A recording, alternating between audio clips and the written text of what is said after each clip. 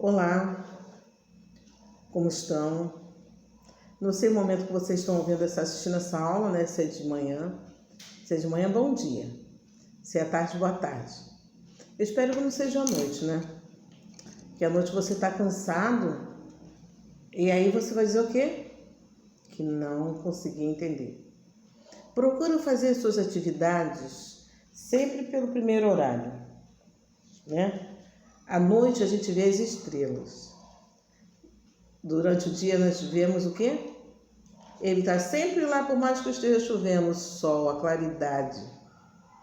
O sol está sempre presente, por mais que esteja nublado.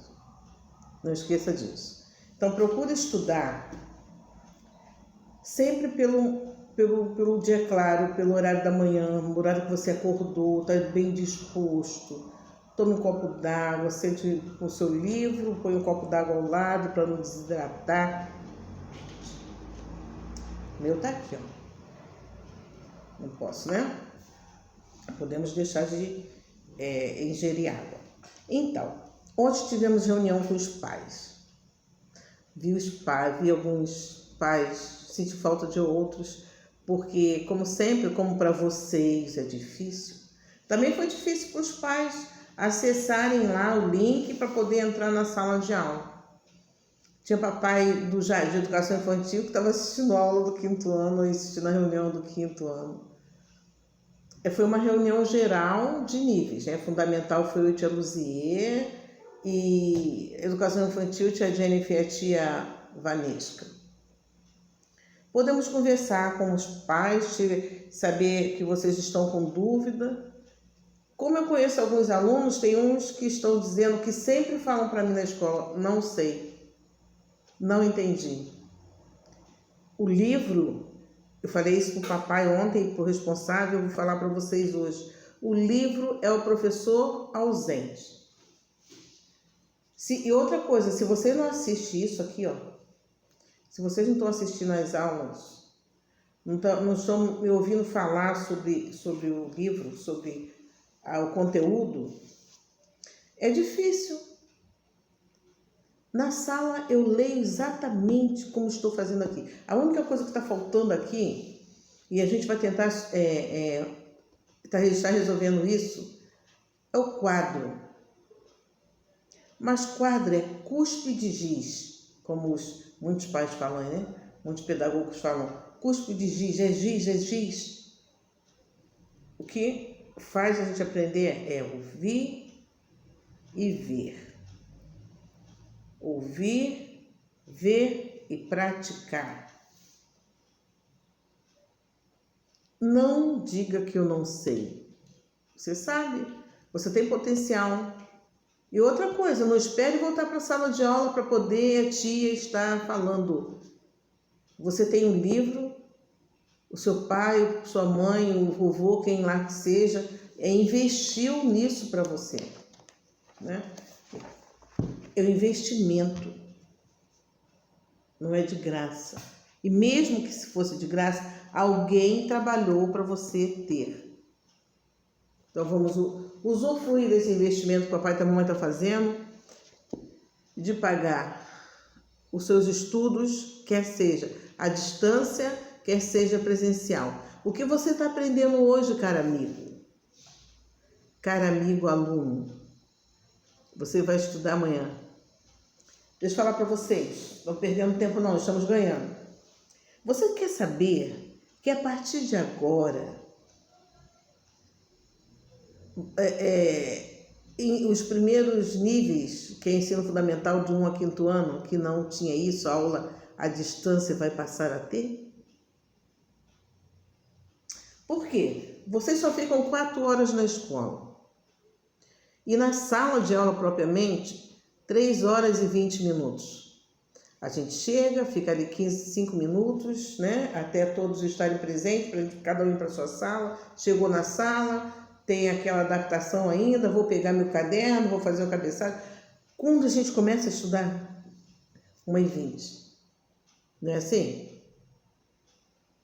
Daqui a pouco, mais 20 minutos, meia hora, 30 minutos para o lanche. Olha o que a gente perdeu. Um tempo de aula, 50 minutos. Acabou que você ficou na sala de aula estudando 3 horas e 10 minutos. Dá para aprender tudo isso?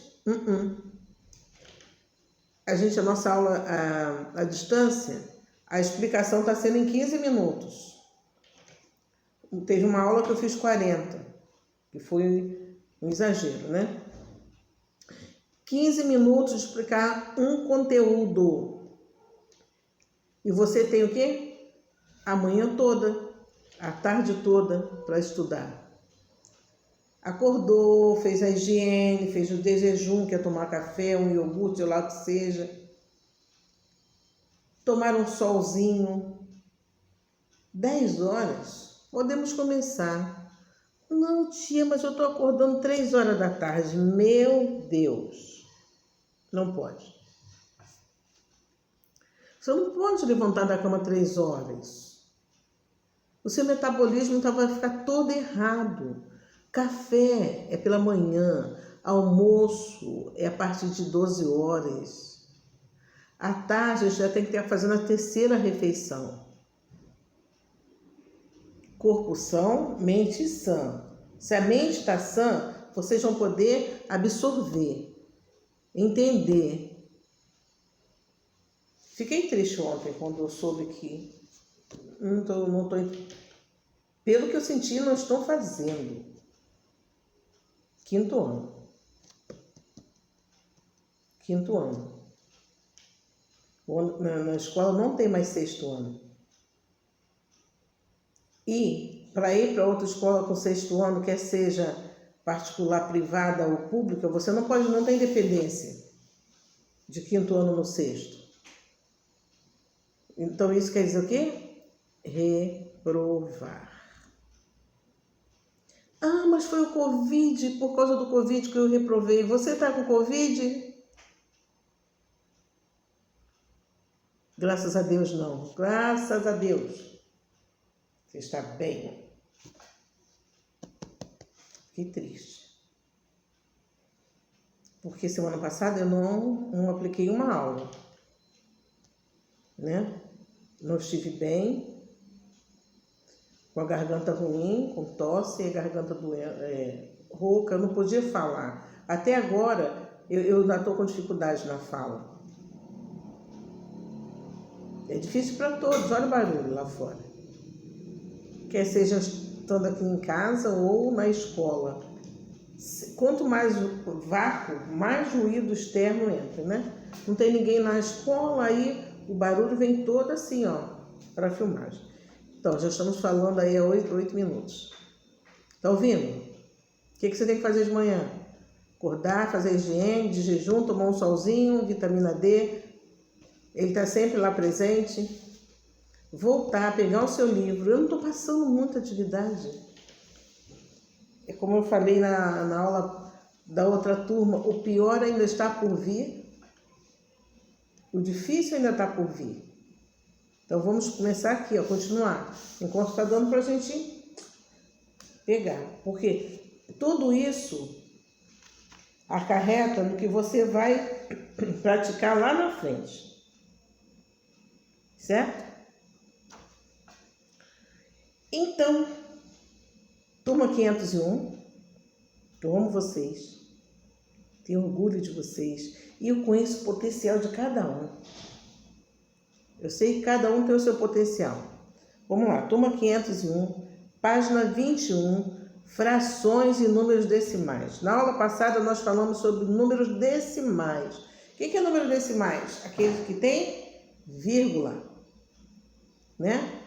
Pós a vírgula, quanto mais aumenta os números, menos ele vale.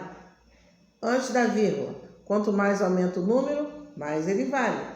Mas os números decimais é diferente. E hoje nós vamos falar também de frações e os números decimais. Enquanto na divisão a gente divide quantidade igual para todos, a fração já faz diferente. A gente pode cortar o mínimo do mínimo do mínimo. Certo? E pode sobrar. A gente fala do inteiro e fala do resto. Vamos lá. Na aula anterior, aprendemos um pouco mais sobre os números decimais. Já sabemos como lê-los e escrevê-los. Sabemos? Que após a vírgula, qual o primeiro? Muito bem, o décimo. E depois? Centésimo e milésimo. Tá vendo como vocês sabem? Isso aí. Na aula de hoje, vamos associar alguns números decimais com frações da unidade e aprender como encontrar a representação decimal de algumas frações. Vamos usar moedas, né? Atualmente, em circulação no Brasil, temos diferentes maneiras de obter R$1. Nós podemos obter R$1 com 10 moedinhas de 10 centavos, com 2 moedas de 50 centavos, com quantas moedas? De 1 centavo, né? Com 20, não, quantas moedas de 1 centavo? Vamos lá, 1, 2, 3, 4, 5, 6, 5, né? 5 vezes 4, 20. Se você tem 20 moedas de R$1, de 1 centavo, você tem quanto? R$1. 10 moedinhas de 10 centavos, R$1. 4 moedas de 25 centavos, nós temos R$1, né? Diferente maneira. Como são necessárias 2 moedas de 50 centavos para obter R$1, descobrimos que 0,50 ou 50 centavos é a metade de R$1. Também sabemos que a metade de R$1 pode ser representada pela fração 1 sobre 2. Isso aqui é meio. Ou seja, 50 centavos é igual a metade, 1 sobre 2 de R$1. Olha que bonito estudar frações, vocês vão adorar. 50 centavos é igual a 0,50, que é igual a 1 sobre 2 em fração. 25 centavos é igual a 0,25, 0 no inteiro, 2 no centésimo e 5 no 2 no décimo e 5 no centésimo. Então, 25 centésimos é 1/4 de R$1. R$1 dividido por 4 é igual a 0,25. A própria palavra centavo é uma forma reduzida de dizer 100 avos, que corresponde à centésima parte de uma unidade, ou seja, 1 centésimo ou 0,1, 0 no inteiro, 1 no décimo e 1 no centésimo. Possui o mesmo valor numérico da fração 1 sobre 100. Quando a gente escreve em forma fracionária 1 sobre 100, a gente pode escrever em forma decimal 0,01, né? Veja outra relação entre frações e números decimais. 1/5 de 2 décimos. 1/40 é 4 décimos de 25, né? Trabalhando com frações com numerador diferente de 1. Vamos ver também a forma de escrever fração, né?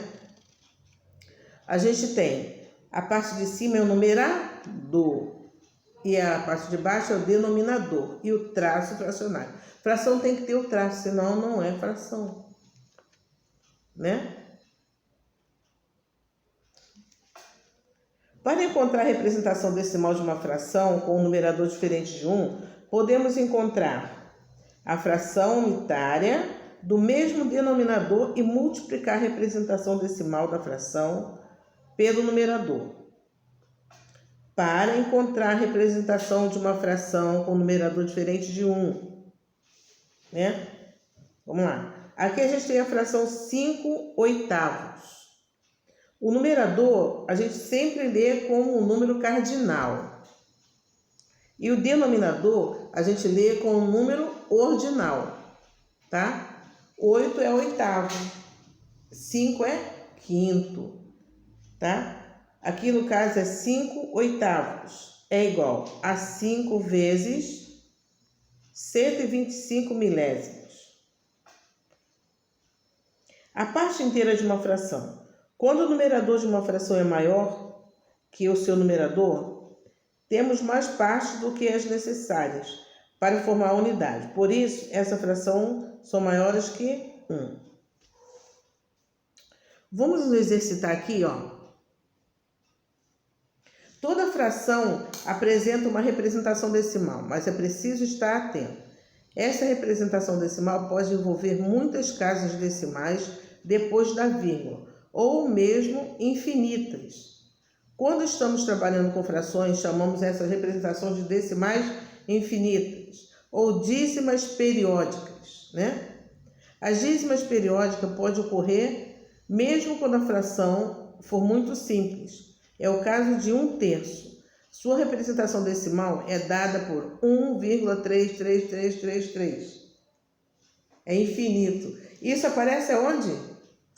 Na calculadora. Quando você vai fazer um cálculo decimal na calculadora, aparecem as dízimas. Quando a gente está fazendo manualmente, mentalmente, sem calculadora, escrito, a gente faz o quê?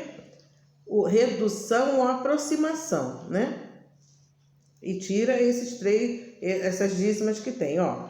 1,333. As casas decimais têm que ter quantos algarismos? 3. Então a gente precisa de quanto algarismo aqui? Só 3. A gente conta o restante, hein? A gente vai ter assim, ó, 1 inteiro, 333 milésimos. A gente usou só 3 casas decimais. Onde o algarismo 3 repete infinita vezes, a gente só fica com os 3. Bem, vamos fazer o exercício da página 23, 24, 25, que são 8 conteúdos, né? Até a página 26. Vamos lá. Vamos fazer uma para a gente... Escreva a representação decimal de cada uma das frações abaixo. 1/250. Depois de 100, 1/100 é 1/100. 1/1000 é 1/1000. 1/10 é 1/10. 1/11. Como se lê? 1/11, né? A gente tem aqui, ó. 1/250 é igual a... Vamos escrever isso em forma decimal. A gente sabe que 25 é 1/4 de 1000. Então, a gente vai fazer o quê? 1000 é milésimo, né? 0 no inteiro, vírgula. 0 no décimo, 0 no centésimo e 4 no milésimo. Certo? 1/500 é igual a... 500 é metade de 1000, então é 2 milésimos. Mas escrever em formas decimais, tá? Transformar, fracionar em forma decimal. Dá para vocês fazerem a atividade até na página 26. É gostoso? Voltem a ler as explicações. Qualquer dúvida, só ligar. Boa aula, a gente vai parar por aqui porque tem que ter mais atenção para fazer os exercícios, tá? Na próxima aula nós vamos falar sobre frações equivalentes. O que é o equivalente? O que equivale ao inteiro. Nós vimos em valor monetário, lá na primeira página, nós falamos as várias formas de encontrar R$1, né? Nós vimos que 2 moedas de 50 centavos é equivalente a R$1. Nós vimos que 20 moedas de R$1, de 1 centavo é equivalente a R$1. Ou é 5 centavos, perdão, essas moedas são de 5. 5 centavos. Então, a gente vai falar sobre fração equivalente, tá? Na próxima aula. Então, não perca a próxima aula. Não perca o próximo vídeo, porque com ele você consegue fazer as atividades. Promova respeito e será respeitado. tá? Como você pode promover respeito a você falando de atitude de aluno, pai e professor? É você estudar, ler, observar antes de se negar a fazer. Quando você se respeita, você senta e tenta. Quando você não faz nada, você não merece respeito, infelizmente, né? Se não respeitamos quem está perto de nós, não podemos esperar que as outras pessoas nos respeitem. Trate as outras pessoas como você gostaria de ser tratado. Vamos lá. Próxima aula nos aguarda frações equivalentes. Até a próxima aula.